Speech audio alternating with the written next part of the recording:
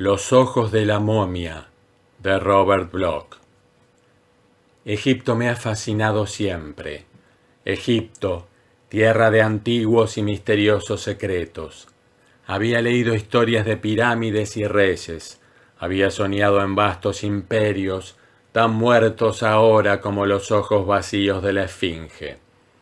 Durante los últimos años había escrito acerca de Egipto, ya que sus fantásticas creencias y cultos lo convertían para mí en el paraíso de todas las extravagancias. Y no es que yo creyera en las grotescas leyendas de las épocas antiguas. No concedía el menor crédito a la fe en dioses antropomorfos con las cabezas y los atributos de animales. Sin embargo, detrás de los mitos de Bast, Anubis, Set y Tot, captaba las implicaciones alegóricas de verdades olvidadas. Las leyendas de hombres animales son conocidas en el mundo entero, en la erudición racial de todos los climas. La leyenda del hombre lobo, por ejemplo, es universal y no ha cambiado desde las tímidas sugerencias de la época de Plinio. En consecuencia, y dado mi interés por lo sobrenatural, Egipto me proporcionaba una clave para el conocimiento de la antigüedad.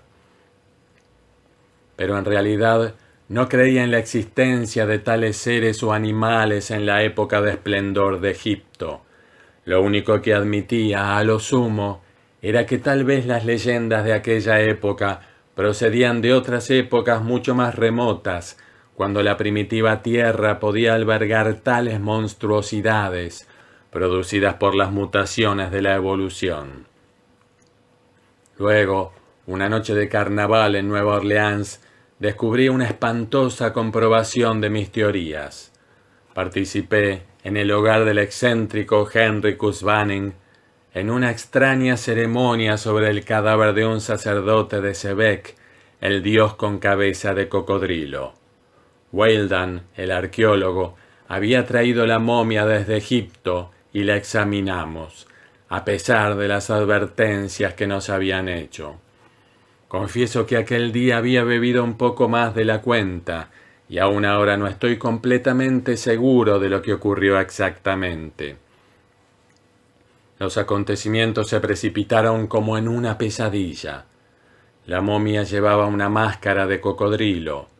Cuando salí corriendo de la casa, Banning había muerto a manos del sacerdote, o a garras del sacerdote, unas garras adheridas a la máscara, si es que era una máscara.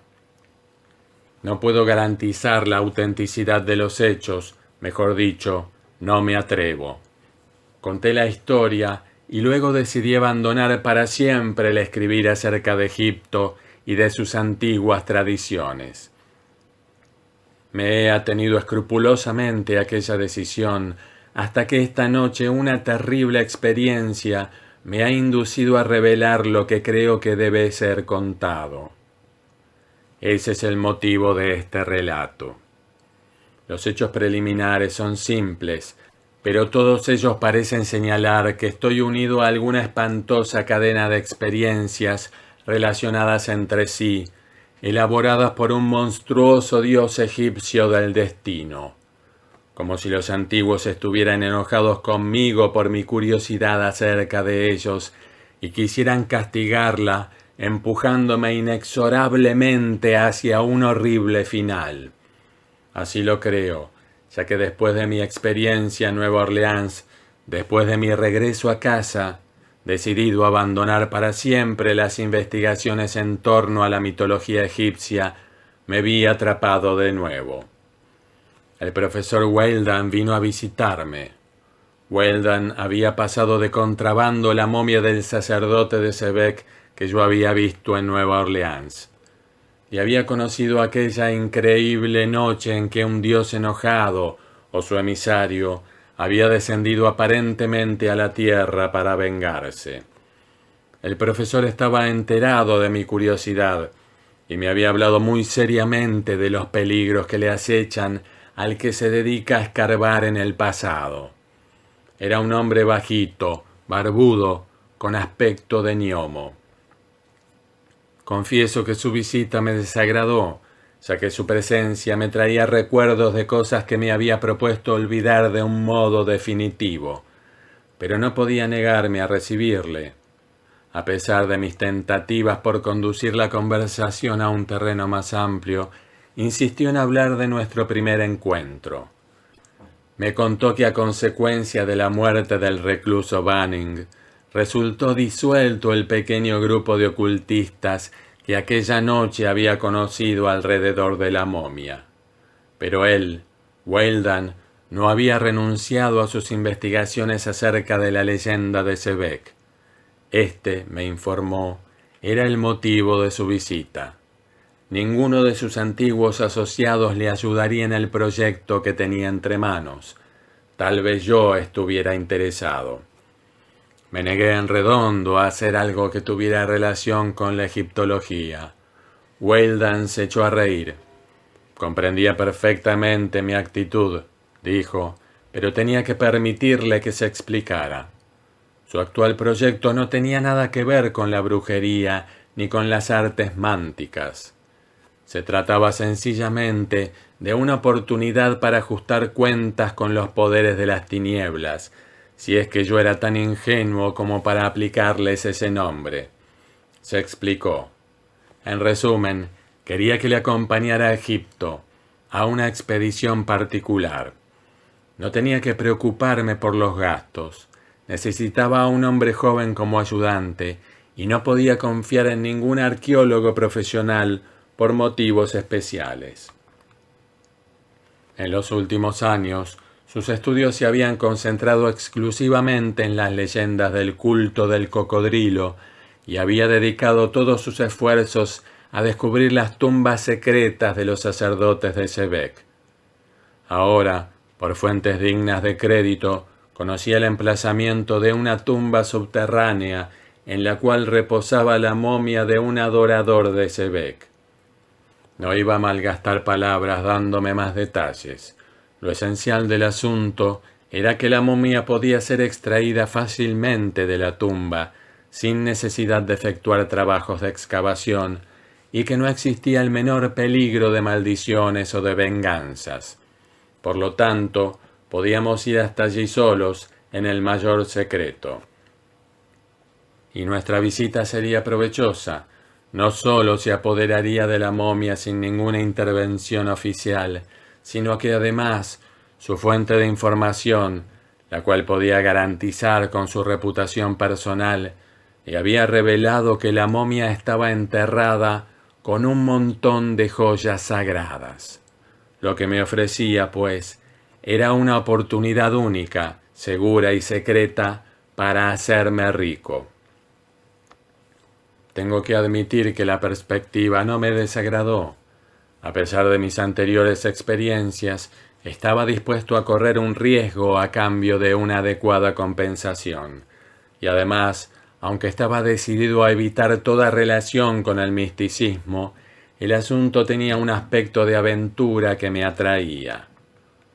Weldon explotó hábilmente mis sentimientos, ahora me doy cuenta. Habló conmigo por espacio de varias horas y volvió al día siguiente hasta que obtuvo mi asentimiento. Embarcamos en el mes de marzo y llegamos a El Cairo 3 semanas más tarde, después de una breve escala en Londres. La excitación del viaje nubla los recuerdos de mis contactos personales con el profesor. Sé que se mostró muy obsequioso y tranquilizador en todo momento, insistiendo en que nuestra pequeña expedición era completamente inofensiva. Disipó por completo mis escrúpulos acerca de la inmoralidad que representaba el saquear una tumba. Cuidó de nuestros visados e inventó no sé qué historia para que nos permitieran viajar al interior. Desde El Cairo fuimos en tren hasta Khartum. Allí era donde el profesor Weldon proyectaba reunirse con su fuente de información, un guía nativo que no era más que un espía al servicio del arqueólogo. La revelación no me afectó tanto como podía haberme afectado en parajes más vulgares. La atmósfera del desierto parecía un fondo adecuado para la intriga y la conspiración, y por primera vez comprendí la psicología del vagabundo y del aventurero. Resultó muy emocionante vagar por las retorcidas callejas del barrio árabe la noche en que visitamos la choza del espía. Weldon y yo entramos en un patio oscuro y silencioso y fuimos introducidos en una lóbrega habitación por un beduino alto de nariz de halcón. El hombre acogió calurosamente al profesor. Unos billetes cambiaron de dueño. Luego, el árabe y mi compañero se retiraron a una habitación interior. Oí el leve susurro de sus voces, la voz excitada de Weldon en tono interrogante, mezclándose con el gutural inglés del indígena. Permanecí sentado en la oscuridad, esperando. Las voces subieron de tono, como si discutieran. Parecía como si Weldon tratara de aplacar o tranquilizar, en tanto que la voz del guía tenía una nota de advertencia y de temor. Luego oí pasos. La puerta de la habitación interior se abrió y apareció el indígena en el umbral. Su rostro tenía una expresión suplicante cuando me miró, y de sus labios brotó un torrente de palabras incomprensibles, como si en sus excitados esfuerzos para advertirme hubiera recurrido inconscientemente a su idioma natal, ya que me estaba advirtiendo contra algo, indudablemente. La cosa duró unos segundos. Luego, la mano de Weldon cayó sobre su hombro, obligándole a girar en redondo. La puerta volvió a cerrarse y se oyó de nuevo la voz del árabe, subiendo de tono, hasta convertirse en un grito. Weldon gruñó algo ininteligible. A continuación, se oyó el rumor de una pelea, un ahogado estampido, luego silencio. Transcurrieron varios minutos antes de que la puerta se abriera y apareciera Weldon, secándose la frente. Sus ojos evitaron los míos. «Ese tipo ha armado una trifulca por la recompensa», explicó mirando al suelo. «Pero tengo la información. Quería más dinero y ha salido a pedírselo a usted. Me he visto obligado a disparar un tiro para asustarle. Estos indígenas son muy excitables». Cuando nos marchamos de allí no dije nada, ni hice ningún comentario ante la actitud apresurada y furtiva de Weldon mientras regresábamos a nuestro hotel a través de las oscuras callejas. Asimismo, fingí estar distraído cuando mi compañero se secó las manos con su pañuelo y volvió a meterse apresuradamente en el bolsillo. Pensé que podía resultarle embarazoso explicar la presencia de aquellas manchas rojas. Debí sospechar entonces. Debí abandonar el proyecto inmediatamente. Pero no podía saber cuando a la mañana siguiente Weldon propuso que diéramos un paseo a caballo a través del desierto, que nuestro punto de destino era la tumba. Los preparativos fueron de lo más inocente. 2 caballos, con un ligero almuerzo en las alforjas, una pequeña tienda contra el calor del mediodía, dijo Weldon, y emprendimos la marcha, solos, como si saliéramos de merienda al campo. Weldon no liquidó la cuenta del hotel, ni dijo una palabra a nadie. Salimos de la ciudad y cabalgamos por la llanura arenosa que se extendía bajo un cielo intensamente azul. Cabalgamos por espacio de 1 hora. Weldon parecía estar preocupado. No cesaba de escrutar el monótono horizonte, como si buscara algo, pero ni por un instante sospeché sus verdaderos propósitos. Casi tropezamos con las piedras antes de que yo las viera. Un gran montón de rocas blancas surgiendo del centro de una pequeña duna. Su forma parecía indicar que las rocas visibles formaban un fragmento infinitesimal de las piedras ocultas debajo de la arena, aunque ni en su tamaño ni en su forma había nada anormal. Surgían de la duna, semejantes a una docena de otros montones de rocas que habíamos visto antes. Weldon sugirió que desmontáramos, plantáramos la pequeña tienda y almorzáramos. Clavamos las estacas en el suelo arenoso, arrastramos unas cuantas piedras planas al interior de la tienda para que nos sirvieran de mesa y de asientos, y nos dispusimos a almorzar. Entonces, mientras comíamos, Weldon hizo estallar la bomba. Las rocas situadas delante de nuestra tienda, dijo, ocultaban la entrada a la tumba. La arena, el viento y el polvo del desierto habían realizado su tarea a la perfección, ocultando el santuario a los intrusos. Su cómplice indígena, guiado por suposiciones y rumores, había descubierto el lugar de un modo que no había querido explicar. Pero la tumba estaba allí. Ciertos manuscritos y pergaminos atestiguaban el hecho de que no estaba sujeta a vigilancia.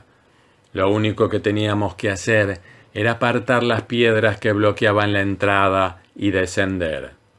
Weldon volvió a subrayar el hecho de que yo no corría el menor peligro. Me había cansado de representar el papel de tonto. Interrogué a Weldon estrechamente. ¿Por qué había de estar enterrado en un lugar tan solitario un sacerdote de Sebec?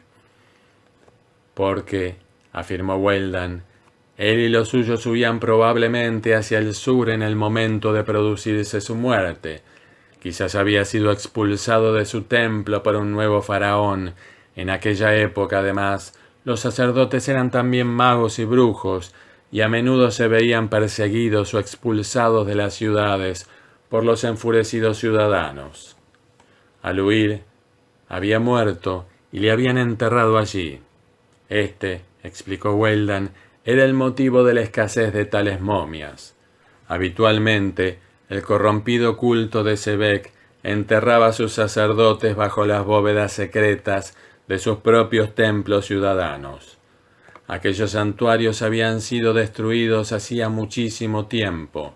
Por lo tanto, solo en circunstancias especiales como esta, un sacerdote expulsado era enterrado secretamente en un lugar donde su momia difícilmente podía ser localizada. Pero ¿y las joyas? Insistí. Los sacerdotes eran ricos, un brujo fugitivo llevaría encima sus riquezas, y al morir era enterrado con ellas, naturalmente. Era una peculiaridad de ciertos sacerdotes renegados la de ser modificados con los órganos vitales intactos, debido a que tenían alguna superstición acerca de la resurrección terrenal. Ese era el motivo de que sus momias resultaran tan difíciles de descubrir. Probablemente, la cámara mortuoria no era más que un agujero del tamaño de la caja que contenía la momia, excavado en la pared de piedra. Podíamos entrar con toda tranquilidad. En el séquito de tales sacerdotes había siempre varios expertos artífices, capaces de embalsamar adecuadamente el cadáver. Hacer un buen trabajo sin extraer los órganos vitales exigía mucha habilidad, y los principios religiosos hacían indispensable aquella operación final. Por lo tanto, no teníamos por qué preocuparnos. Encontraríamos a la momia en buenas condiciones. Weldon se mostró muy locuaz, demasiado locuaz. Me explicó la facilidad con que pasaríamos subrepticiamente la caja con la momia, envuelta en la tela de nuestra tienda de campaña. Cómo se las arreglaría para sacar la momia y las joyas del país con la ayuda de una empresa de exportación indígena. Redujo a polvo cada una de las objeciones que formulé, y sabiendo que al margen de su carácter personal como hombre era un reputado arqueólogo, me vi obligado a admitir su autoridad en la materia. Había un solo punto que me preocupaba vagamente: su accidental referencia a alguna superstición relativa a la resurrección terrenal. El entierro de una momia con los órganos intactos parecía una extravagancia. Sabiendo lo que sabía acerca de las actividades de los sacerdotes en relación con los ritos de nigromancia y brujería, quería evitar la más leve de las posibilidades de atraer la desgracia sobre mi cabeza. Sin embargo, Weldon acabó por convencerme y después de almorzar abandonamos la tienda. Las rocas que ocultaban la entrada de la tumba no nos causaron grandes dificultades. Habían sido colocadas hábilmente, de modo que parecía que formaban un solo cuerpo con las rocas del terreno, pero nosotros descubrimos las intersecciones.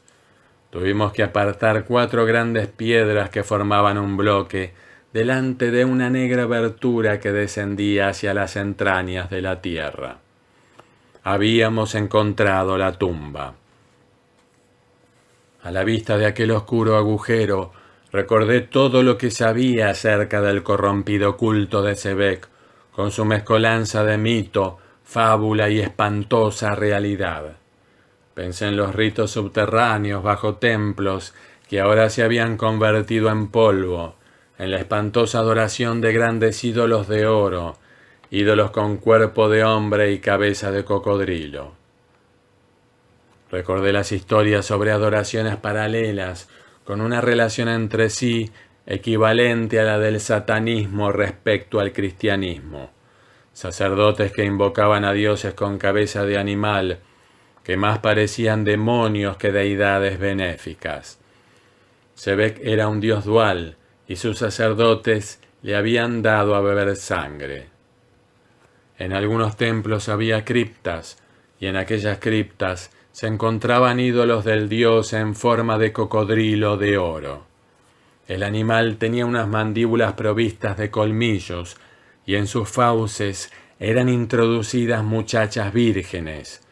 A continuación, las mandíbulas eran cerradas, y los colmillos de marfil llevaban a cabo el sacrificio, de modo que la sangre se deslizara por la garganta de oro y el dios quedara apaciguado. No era extraño que aquellos sacerdotes hubieran sido expulsados de sus templos y que aquellos santuarios del pecado hubieran sido destruidos. Uno de aquellos sacerdotes había huido hasta aquí y había muerto. Ahora reposaba en su tumba debajo de mis pies, protegido por la cólera de su antigua divinidad. La idea no resultaba tranquilizadora, ni mucho menos. Tampoco resultaban tranquilizadoras las emanaciones que ahora surgían de la abertura en la roca. No era el vaho de la descomposición, sino el casi palpable olor de una increíble antigüedad. Weldon se cubrió la nariz y la boca con un pañuelo, y yo lo imité. A continuación encendió su lámpara de bolsillo y penetró en la tumba. Su tranquilizadora sonrisa se desvaneció en la oscuridad a medida que descendía por el suelo de piedra que conducía al pasadizo interior. Lo seguí, dejando que abriera el camino. Si había alguna trampa, algún artificio para castigar a los intrusos, era justo que se cebara en Weldon y no en mí. Además, de este modo podía mirar hacia atrás y ver el tranquilizador espacio de cielo azul recortado por la abertura rocosa, pero no por mucho tiempo. El pasadizo formaba una curva a medida que descendía. No tardamos en vernos rodeados de profundas sombras que se espesaban alrededor de la débil claridad proyectada por la linterna. Weldon había acertado en su suposición. El lugar era simplemente una larga caverna rocosa que conducía a una cámara interior apresuradamente excavada. Allí encontramos las losas que cubrían el féretro. El rostro de Weldon tenía una expresión de triunfo cuando se volvió hacia mí gesticulando excitadamente. Había sido fácil, demasiado fácil, ahora me doy cuenta. Pero en aquel momento no sospechamos nada. Incluso yo estaba empezando a desechar mis recelos iniciales. Después de todo, el asunto resultaba de lo más vulgar. El único elemento enervante era la oscuridad, pero en una galería excavada en la roca no cabía esperar otra cosa. Finalmente perdí todo temor. Weldon y yo apartamos las losas y contemplamos el bello féretro que había debajo. Lo sacamos y lo colocamos de pie contra la pared. El profesor se inclinó para examinar la abertura en la roca que había contenido el sarcófago. Estaba vacía. «Qué raro», murmuró. «No hay ninguna joya. Deben de estar en el ataúd». Colocamos la pesada caja de madera en el suelo. El profesor empezó a trabajar. Operaba lenta, cuidadosamente, rompiendo los sellos y el encerado exterior. El dibujo que adornaba el féretro era muy complicado y estaba realizado a base de láminas de oro y plata. Había numerosas inscripciones y jeroglíficos que el arqueólogo no se entretuvo en descifrar. «Esto puede esperar», dijo. «Veamos primero lo que hay dentro». Transcurrió algún tiempo antes de que consiguiera levantar la primera tapadera. Weldon trabajaba delicada y cuidadosamente. La linterna empezaba a perder su potencia. La pila se estaba consumiendo. La segunda tapadera era un duplicado más pequeño de la primera, pero el rostro que aparecía dibujado en ella era más detallado. Parecía un intento de reproducir más concienzudamente los verdaderos rasgos del sacerdote momificado. «La hicieron en el templo», explicó Weldon. «Se la llevaron en la huida». Nos inclinamos sobre la tapadera, examinando aquel rostro a la mortecina claridad de la linterna. Bruscamente y casi al mismo tiempo, hicimos un extraño descubrimiento. El rostro carecía de ojos. «Era ciego», comenté. Weldon asintió. Luego miró el rostro más de cerca. «No», dijo, «el sacerdote no era ciego, si este retrato es exacto.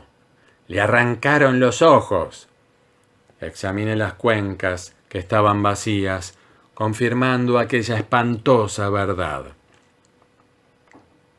Weldon señaló excitadamente una hilera de figuras jeroglíficas que adornaban los lados del féretro.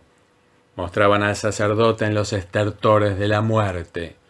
2 esclavos armados con unas pinzas estaban inclinados sobre él. Una segunda escena mostraba a los esclavos arrancando los ojos del muerto. En una tercera, los esclavos insertaban unos objetos brillantes en las cuencas ahora vacías. El resto de la serie eran escenas de las ceremonias fúnebres, con una espantosa figura con cabeza de cocodrilo en último término, el dios Sebek. «Extraordinario», fue el comentario de Weldon. «¿Comprende el significado de esos dibujos? Fueron hechos antes de la muerte del sacerdote. Demuestran que había decidido que le arrancaran los ojos antes de morir y que en su lugar colocaran esos objetos brillantes. ¿Por qué se sometió voluntariamente a semejante tortura? ¿Qué son esas cosas brillantes?» «La respuesta debe estar dentro», contesté. Sin hacer más comentarios, Weldon reanudó su trabajo. Sacó la segunda tapadera. La linterna se estaba apagando. En una oscuridad casi absoluta, el profesor se enfrentó con la tercera tapadera. Finalmente consiguió levantarla. El féretro quedó abierto. A la mortecina claridad de la linterna vimos a la momia. Una ola de vapor surgió del ataúd.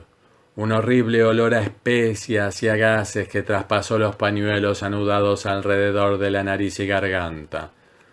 El poder de conservación de aquellas emanaciones gaseosas era evidentemente enorme, ya que la momia no estaba vendada ni amortajada.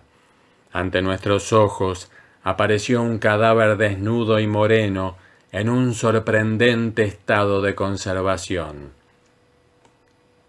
Inmediatamente concentramos nuestra atención en sus ojos o en el lugar donde habían estado. Dos grandes discos amarillos ardían hacia nosotros a través de la oscuridad. No eran diamantes, ni zafiros, ni ópalos, ni ninguna piedra conocida. Su enorme tamaño descartaba toda posibilidad de incluirlas en una categoría corriente. No estaban cortadas ni talladas, y sin embargo cegaban con su brillo. Un centelleo que hería nuestras retinas como fuego. Aquellas eran las joyas que habíamos venido a buscar, y valía la pena haberlo hecho. Me disponía a arrancarlas, pero la voz de Weldon me contuvo. «No lo haga», me advirtió. «La sacaremos más tarde, sin dañar la momia». Oí su voz como si llegara de muy lejos. No tuve conciencia de volver a incorporarme. En realidad, permanecí inclinado sobre aquellas centelleantes piedras, contemplándolas fijamente. Parecían estar creciendo hasta convertirse en dos lunas amarillas. El contemplarlas me fascinaba. Todos mis sentidos parecían concentrados en su belleza, y ellas, a su vez, concentraban su fuego sobre mí, bañando mi cerebro en un calor que me aturdía y me debilitaba insensiblemente. Mi cabeza ardía. No podía apartar la mirada, aunque tampoco deseaba hacerlo. Aquellas gemas eran fascinantes. Hasta mis oídos llegó débilmente la voz de Weldon. Me pareció notar que palmeaba mi hombro. «No mire». Su voz sonaba absurdamente excitada. «No son piedras naturales. Son un presente de los dioses. Por eso el sacerdote quiso que sustituyeran a sus ojos cuando muriera. Son hipnóticas. Aquella teoría de la resurrección». Apenas me di cuenta de que rechazaba bruscamente al profesor, pero aquellas piedras dominaban mis sentidos, obligándome a rendirme. Hipnóticas, desde luego que lo eran. Podía sentir el cálido fuego amarillo inundando mi sangre, latiendo en mis sienes, deslizándose hacia mi cerebro. La linterna se había apagado definitivamente, lo sabía, y sin embargo, la cámara estaba bañada en la radiante claridad amarilla que despedían aquellos deslumbrantes ojos. Amarilla, no, ahora era roja, una brillante luminosidad escarlata en la cual leí un mensaje. Las piedras estaban pensando, poseían una mente, o mejor dicho, una voluntad que anulaba mis sentidos, una voluntad que me hacía olvidar mi cuerpo y mi cerebro en un esfuerzo para perderme a mí mismo en el éxtasis rojo de su ardiente belleza. Deseaba ahogarme en el fuego que me estaba conduciendo fuera de mí mismo, hasta el punto que experimenté la sensación de precipitarme hacia las piedras, de penetrar en ellas, en otro cuerpo. Y luego quedé libre y ciego en la oscuridad. Con un repentino sobresalto me di cuenta de que debía de haberme desmayado. Por lo menos me había caído, ya que ahora estaba tendido de espaldas contra el suelo de piedra de la caverna. ¿Contra el suelo de piedra? No, contra un suelo de madera. Era muy raro, podía notar la madera al tacto. La momia reposaba sobre madera. No podía ver, la momia estaba ciega. Noté el contacto de mi piel seca, escamosa, leprosamente podrida. Mi boca se abrió. Una voz que era la mía, pero que no era la mía, gritó. «Dios mío, estoy dentro del cuerpo de la momia». Oí una exclamación y el ruido de un cuerpo chocando contra el suelo. Weldon. ¿Pero qué era aquel otro sonido crujiente? ¿Quién tenía mi forma? Aquel maldito sacerdote, soportando la tortura para que sus cuencas pudieran contener las piedras hipnóticas, presentes de los dioses como prenda de resurrección eterna, enterrado con fácil acceso a la tumba. Las piedras me habían hipnotizado, habíamos cambiado de formas, y ahora él andaba. El supremo éxtasis de horror fue lo único que me salvó. Me incorporé a ciegas sobre unos miembros marchitos y unos brazos en descomposición ascendieron hasta mi frente, buscando lo que yo sabía que tenía que haber allí. Mis dedos muertos arrancaron las piedras de mis ojos. Luego me desmayé. El despertar fue espantoso, ya que yo ignoraba lo que iba a encontrar. Temía adquirir conciencia de mí mismo, de mi cuerpo, pero mi alma se albergaba de nuevo en carne cálida y mis ojos podían ver a través de la amarillenta oscuridad. La momia estaba tendida en su féretro y resultaba espantoso contemplar las cuencas vacías. La cambiada posición de sus miembros era una horrible confirmación de lo sucedido. Weldon estaba en el mismo lugar en que había caído, con el rostro amoratado por la muerte. La impresión había sido demasiado fuerte. Junto a él estaban las fuentes de la luminosidad amarilla, la diabólica llama de las piedras gemelas. Aquello fue lo que me salvó, el arrancar aquellos monstruosos instrumentos de transferencia de mis sienes. Sin la voluntad de la momia detrás de ellos, era evidente que no conservaban su permanente poder. Me estremecí al pensar en semejante transferencia al aire libre, donde el cuerpo de la momia se hubiera descompuesto rápidamente sin ser capaz de arrancar las piedras. Entonces, el alma del sacerdote de Sebek, metida en mi cuerpo, hubiera regresado a la tierra, realizándose así la resurrección. Era una idea horrible. Recogí apresuradamente las gemas y las envolví en mi pañuelo. Luego me marché de allí, dejando a Weldon y a la momia tal como estaban, y regresando a la superficie con la ayuda de la claridad proporcionada por unas cerillas.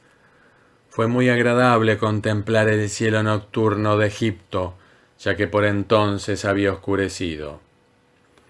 Cuando vi aquella limpia oscuridad, la pesadilla de mi reciente experiencia en la diabólica negrura de la tumba me sacudió de nuevo y eché a correr como un loco a través de la arena hacia la pequeña tienda.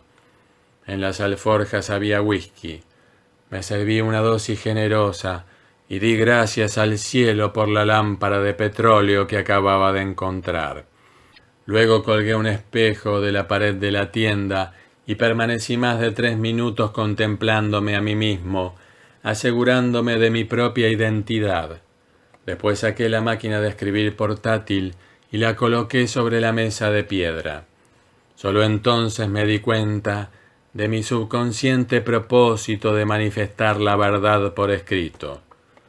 Durante algún tiempo luché conmigo mismo, pero aquella noche no podía pensar en dormir ni en regresar a través del desierto. Al final recobré la serenidad. Escribí el presente relato. Ahora ya he contado la historia. Mañana abandonaré Egipto para siempre. Abandonaré aquella tumba después de cubrir la entrada, de modo que nadie pueda penetrar nunca en aquella subterránea cámara de horror. Mientras escribo, me siento agradecido a la luz que borra el recuerdo de la silenciosa oscuridad y del sonido sombrío. Agradecido también a la tranquilizadora imagen del espejo que desvanece la idea de aquellos terribles instantes en que las gemas que el sacerdote de Sebek tenía por ojos me contemplaron fijamente y yo cambié. A Dios gracias, las arranqué a tiempo. Tengo una teoría acerca de aquellas gemas. Eran una trampa. Resultaba espantoso creer en la capacidad de hipnosis de un cerebro muerto hace 3000 años. Pero no cabe otra explicación. Cuando al sacerdote moribundo le arrancaban los ojos para colocar en su lugar las piedras preciosas, su mente estaba concentrada en una sola idea: vivir, usurpar de nuevo la carne. Aquella idea, transmitida a las gemas, Fue conservada por ellas a través de los siglos hasta que los ojos de un descubridor se posaran en su hipnótico brillo. Entonces el sacerdote muerto asumió la forma del hombre y la conciencia del hombre penetró en el cuerpo de la momia. Y pensar que el hombre en cuestión era yo. Las gemas están en mi poder. Tengo que examinarlas. Quizá las autoridades arqueológicas de El Cairo puedan clasificarlas. En cualquiera de los casos son bastante valiosas, pero Weldon está muerto. No debo hablar de la tumba. ¿Cómo puedo explicar el asunto? Las dos gemas son tan raras que van a despertar la natural curiosidad. Hay algo extraordinario en ellas, aunque la suposición del pobre Weldon, en el sentido de que eran un presente del dios Sebek, es completamente absurda. Sin embargo, el cambio de color que se produce en ellas no es normal, como tampoco es normal el brillo hipnótico que poseen. Acabo de efectuar un sorprendente descubrimiento. He sacado las gemas de mi pañuelo y las he mirado. Parecen estar aún vivas. Su brillo no ha cambiado. Su luminosidad es tan intensa aquí como lo era en la oscuridad de la tumba, como lo era en las cuencas vacías de la momia. Son amarillas y al mirarlas percibo aquella misma presencia de vida interior. Amarillas, no, ahora están enrojeciendo. No debo mirarlas, me recuerdan demasiado aquella otra vez, pero tienen que ser hipnóticas. Ahora el rojo es vivísimo y arde furiosamente. Al contemplarlas, me siento bañado en un fuego que no quema tanto como acaricia.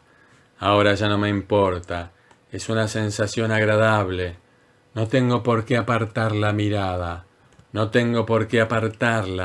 a menos que conservarán las gemas su poder, incluso sin estar en las cuencas de los ojos de la momia. Vuelvo a sentirlo, deben de conservarlo. No quiero volver al cuerpo de la momia. Ahora no podría arrancar las piedras y volver a adquirir mi propia forma. Al arrancarlas aprisioné la idea en las gemas. Tengo que apartar la mirada.